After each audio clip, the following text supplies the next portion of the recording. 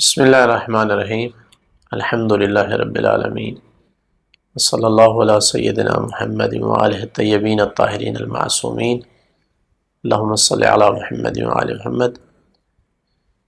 ہماری بات چل رہی تھی کہ عقیدہ کہاں کہاں انسان پر اخلاقی حوالے سے اثر انداز ہوتا ہے، کون کون سی اخلاقی صفات عقیدے سے متاثر ہوتی ہیں۔ ان میں سے ایک ہم نے صبر کرنا ذکر کیا ہے۔ آج جس اخلاقی صفت کو ذکر کرنا چاہتے ہیں وہ ہے متواضع ہونا، عاجزی اختیار کرنا۔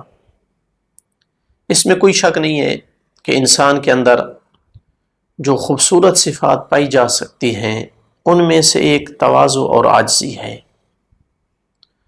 اور یہ ان صفات میں سے ایک ہے جو صفات انسان کو لوگوں میں محبوب بناتی ہے۔ متواضع انسان کے ساتھ لوگ دل سے محبت کرتے ہیں، اس کے ساتھ مل کر رہنے، اس کے ساتھ کام کرنے، اس کے ساتھ معاملہ کرنے کو دوسروں کے ساتھ معاملہ کرنے پر ترجیح دیتے ہیں، جبکہ اس کے مقابل مد مقابل تواضع کے مقابل جو صفت ہے، مذموم صفت، وہ تکبر ہے۔ تو متکبر آدمی کا کوئی حقیقی دوست نہیں ہوتا ہے۔ ممکن ہے کچھ لوگ اپنے کسی ذاتی مقصد کے لیے، ذاتی لالچ یا کسی چیز سے خوف کی بنیاد پر اس کی ظاہری چاپلوسی کریں، یہ ممکن ہے، ورنہ دل سے اس کی قدر نہیں کرتے ہیں، بلکہ کوشش کرتے ہیں لوگ کہ ایسے آدمی کے ساتھ جس میں تواضع نہیں ہے بلکہ تکبر ہے، کسی قسم کا پالا نہ پڑے، کوئی واسطہ نہ پڑے، ان کو کوئی معاملہ نہ کرنا پڑے۔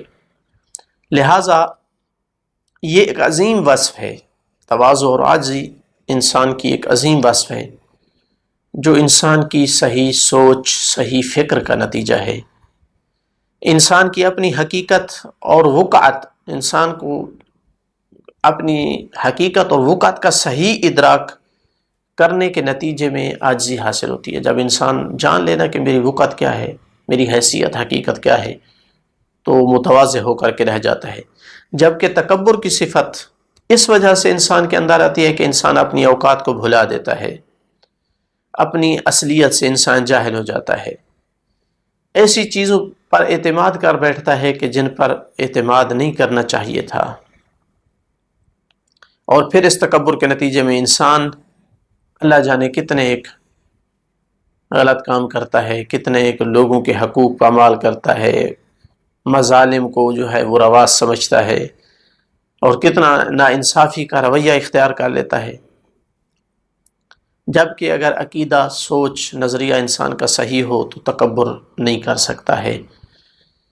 لہٰذا غلط سوچ، غلط نظریہ، غلط عقیدہ ہی انسان کو متکبر بناتا ہے۔ سب سے پہلے اس دنیا میں شیطان نے تکبر کیا تھا، اور وہ اس کی غلط سوچ کی عکاسی تھی، غلط عقیدہ اور نظریہ اس پر اثر انداز تھا، چونکہ وہ یہ نظریہ رکھتا تھا کہ وہ آگ سے بنا ہے اور آگ مٹی سے افضل ہے، تو لہٰذا وہ مٹی سے بنے ہوئے آدم سے افضل ہو کر کیسے اسے سجدہ کر سکتا ہے۔ قرآن نے اس کے نظریے کی حکایت کچھ اس طرح فرمائی ہے سورہ اعراف میں، قال ما منعك الا تسجد اذ امرتك قال انا خیر منه خلقتنی من نار وخلقته من طین۔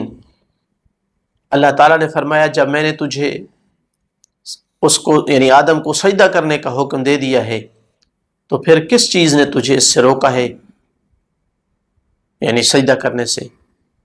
تو اس نے یعنی شیطان نے کہا کہ میں اس سے افضل ہوں، چونکہ تو نے مجھے آگ اور اس سے مٹی سے خلق کیا ہے۔ تو یہ اس کی سوچ کا نتیجہ تھا کہ وہ متکبر بن بیٹھا، لیکن اس کا یہ عقیدہ، یہ نظریہ فاسد تھا، اس لیے کہ پہلی بات تو یہ ہے کہ آگ کا مٹی سے افضل ہونا ثابت نہیں ہے، بلکہ صحیح اس کے برعکس ہے۔ اور دوسری بات کہ اگر بالفرض یہ بات مان بھی لی جائے تو بھی اسے یہ کہنے کا حق نہیں تھا کہ میں نہیں کرتا سجدہ چونکہ میں افضل ہوں، چونکہ آگ سے خلق ہونے میں اس کا اپنا کردار نہیں تھا تاکہ وہ اس پر اتراتا. جس نے اس کو آگ سے خلق کیا وہی کہہ رہا ہے. یہ کمال تو اس خالق کا ہے کہ جس نے اس کو خلق کیا ہے آگ سے. اگر آگ افضل ہوتی تو پھر اسی خالق کے وجود کے سامنے کیسے لب کشائی کی جرات کر سکتا تھا؟ سوچ میں انحراف ہے، عقیدے میں جو ہے وہ گمراہی ہے. اس کا اپنا کمال اگر کوئی ہو سکتا تھا تو وہ صرف یہ تھا کہ وہ کوئی اچھا عمل کرتا، وہ اللہ کی اطاعت کرتا. یہ اس کے لیے کمال تھا. یعنی وہ اس حکم کو مان کر سجدہ کر لیتا تو یہ کمال تھا، نہ کہ آگ سے خلق ہونا اس کا کمال تھا. جبکہ عمل اور کردار کے حوالے سے آزمائش کے وقت میں وہ فیل ہو گیا، پیچھے رہ گیا اور اپنے تکبر کی وجہ سے ہمیشہ کے لیے مردود ٹھہرا. تو اس سے اندازہ لگائیں کہ ایک عقیدہ کتنا ایک اثر انداز ہو سکتا ہے انسان پر. تو جیسے غلط عقیدہ اس کو متکبر بنا سکتا ہے، تو اسی طرح عقیدہ درست اور سالم ہو تو اپنا اثر دکھاتے ہوئے انسان کو اس تکبر والی مذموم صفت سے بچا سکتا ہے. چونکہ ایسا انسان جو صحیح عقیدے کا مالک ہے ہمیشہ یہ دیکھتا ہے کہ کوئی کمال بھی اس کا اپنا نہیں ہے، یہ وجود ایک ذات کی طرف سے عطا شدہ ہے. اسی طرح جو اس کے اندر کام کرنے کی صلاحیت اور کارکردگی ہے یا وہ اچھے اعمال جو انجام دیتا ہے وہ بھی پروردگار کی دی ہوئی طاقت اور توفیق سے ہے. جو مال و دولت اور حسن جمال ہے اس کے پاس وہ بھی اللہ کی طرف سے عارضی طور پر عطا شدہ ہے، جو آزمائش کے لیے دیا گیا ہے اور ان قریب زائل ہونے والا ہے. تو پھر ایسا انسان، ایسے عقیدے کا مالک انسان تکبر کا سوچ ہی نہیں سکتا ہے. اس لیے ارشاد باری تعالیٰ ہوا سورہ انفال میں، وَاعْلَمُوا أَنَّمَا أَمْوَالُكُمْ وَأَوْلَادُكُمْ فِتْنَةٌ وَأَنَّ اللَّهَ عِندَهُ أَجْرٌ عَظِيمٌ. اور سمجھ جاؤ کہ تمہارے مال اور تمہاری اولادیں صرف آزمائش ہے. جن پر ہم بہت خوش ہو جاتے ہیں کہ بہت مال ہے میرے پاس، بہت اولاد ہے، اللہ تعالیٰ فرما رہا ہے یہ کیا ہے؟ یہ صرف آزمائش ہے، اور بے شک اللہ تعالیٰ کے پاس اجر عظیم ہے. جو آزمائش میں یعنی کامیاب ہوا تو اجر عظیم کا مستحق ٹھہرے گا. تو معلوم ہوا کہ کچھ بھی اپنا نہیں ہے انسان کا. یہ عقیدہ صحیح ہے، یہ صحیح سوچ اور نظریہ ہے تو پھر کبھی بھی انسان اپنی اولاد یا مال پر تکبر نہیں کرے گا. اور ساتھ اگر صاحب عقیدہ یہ بھی عقیدہ رکھتا ہو، جانتا ہو کہ اس کے پالنے والا کبھی بھی تکبر کرنے والے سے محبت نہیں کرتا ہے، اس تکبر کی وجہ سے کبھی بھی اسے اچھے کام کی توفیق نہیں دیتا ہے، اور اس سب کے ساتھ آخرت میں اس کا ٹھکانہ بھی جہنم میں بنایا ہے، تو کیسے پھر تکبر کرے گا؟ قرآن مجید میں ارشاد ہے، سأصرف عن آیاتی الذین یتکبرون فی الارض بغیر الحق وَإِن يَرَوْا كُلَّ آیَةٍ لَا يُؤْمِنُوا بِهَا. سورہ اعراف میں ہے، میں عنقریب ان لوگوں کو اپنی نشانیوں سے دور کر دوں گا، توفیق نہیں دوں گا ان کو بھلائی کی، ایمان لانے کی، اچھائی کی.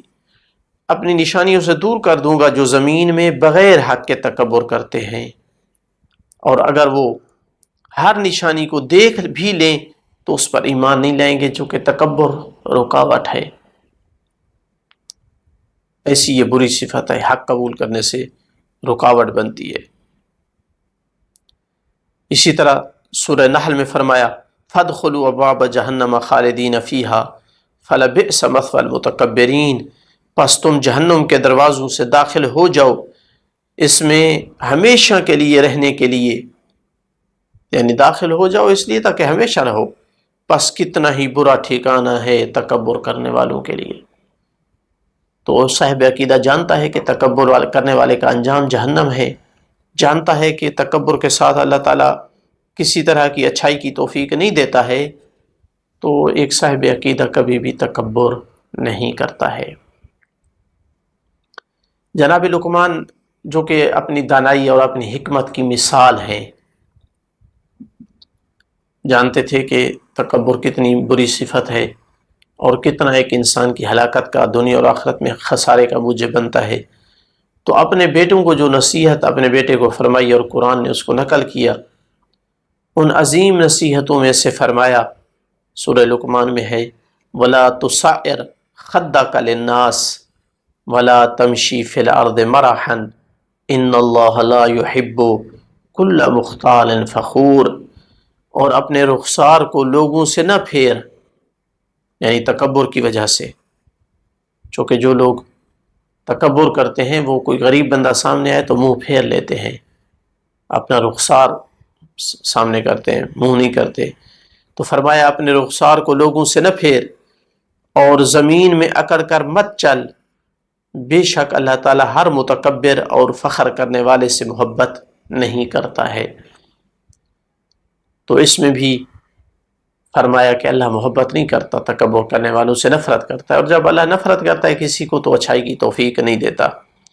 تو ایک سچا مومن یہ سب کچھ جاننے کے بعد اور اس پر عقیدہ اور ایمان راسخ کرنے کے بعد کہ تکبر ایسی بری صفت ہے، کیسے وہ تکبر کے قریب جا سکتا ہے۔ تو تکبر کے دو نشانیاں تھیں جن سے دونوں سے منع کیا جناب لقمان نے، کہ ایک تو تکبر والا زمین پر اکڑ کر چلتا ہے، کہا نہیں چلنا ہے، اور دوسرا تکبر کرنے والا لوگوں کو سے رخسار کو پھیرتا ہے، تو کہا کہ لوگوں سے اپنے رخسار کو بھی نہ پھیرو، صحیح توجہ سے ملو ان کے ساتھ۔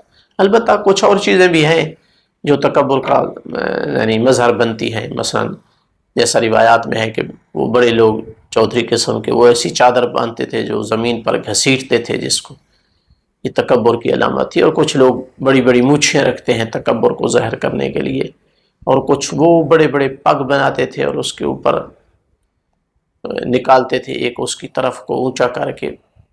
بہت سارے علاقوں میں مختلف علامتیں اور نشانی ہیں تکبر کرنے کے لیے، کچھ لوگ بٹن کھول کر چلتے ہیں کہ تکبر کی نشانی۔ تو اصل میں ان نشانیوں سے منع کرنا مقصود نہیں تھا، اصل میں اس صفت کو ختم کرنا ہے جو تکبر کی صفت جو یہ کام کرواتی ہے انسان سے۔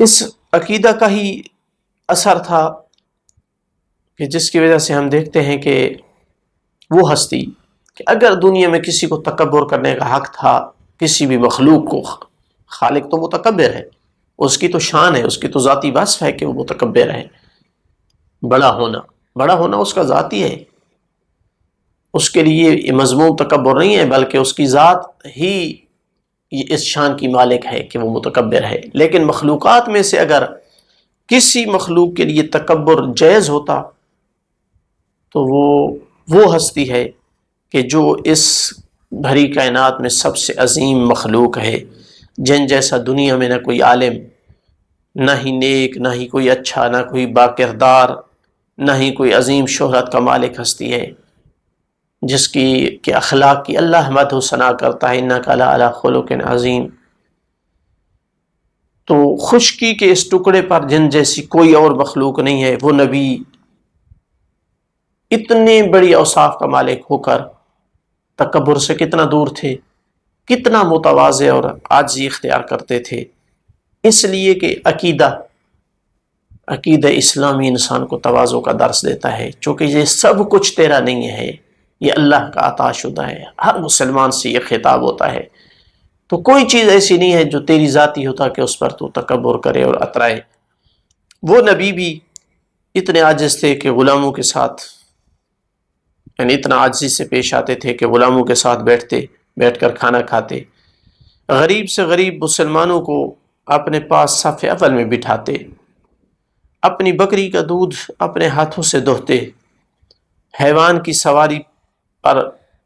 سواری کرتے، اور بعض دفعہ حیوان کم ہوتے تو کسی دوسرے کے ساتھ پیچھے بیٹھ کر سواری کرتے، اپنے گھر کا سودا سلف خود لاتے، بچوں کو سلام کرنے میں پہل کرتے۔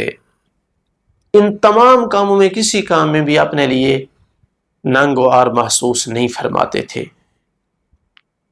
اور اسی طرح وہ صحابہ جنہیں کفر سے نجات دلا کر مسلمان بنایا تھا، جہالت کے اندھیروں سے نکال کر جنہیں نور علم کی طرف لائے تھے، غیر مذہب معاشرے سے انہیں نکال کر ایک مہذب قوم میں تبدیل کر دیا تھا، ان کے ساتھ جب بیٹھتے تھے، تشریف فرماتے تو اپنے تواضع اور سادگی کی بنیاد پر پہچانے نہیں جاتے تھے، انہی میں سے ایک لگتے تھے، کوئی علیحدہ تشخص اور پہچان نہیں ہوتی تھی۔ باہر سے آنے والے کو بعض دفعہ پوچھنا پڑتا تھا کہ ان میں سے نبی کون ہے۔ تو یہ عقیدے کا اثر ہے۔ عقیدہ انسان کو، صحیح عقیدہ، اسلامی عقیدہ انسان کو متواضع انسان بناتا ہے، مذموم صفت سے، تکبر جیسی قبیح اور مذموم صفت سے انسان کو محفوظ رکھتا ہے۔ الحمدللہ رب العالمین، وصلی اللہ علی سیدنا محمد وآلہ الطیبین الطاہرین المعصومین۔